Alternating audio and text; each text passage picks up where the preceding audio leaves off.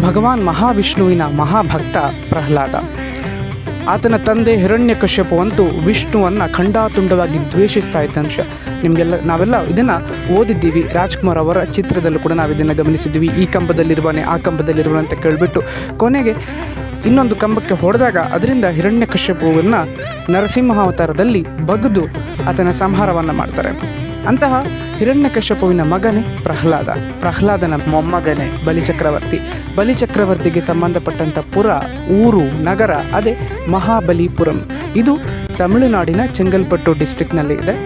ಈ ಒಂದು ಮಹಾಬಲಿಪುರಂಗೆ ತಮಿಳು ಭಾಷೆಯಲ್ಲಿ ಮಾಮಲ್ಲಪುರಂ ಅಂತ ಕರೀತಾರೆ.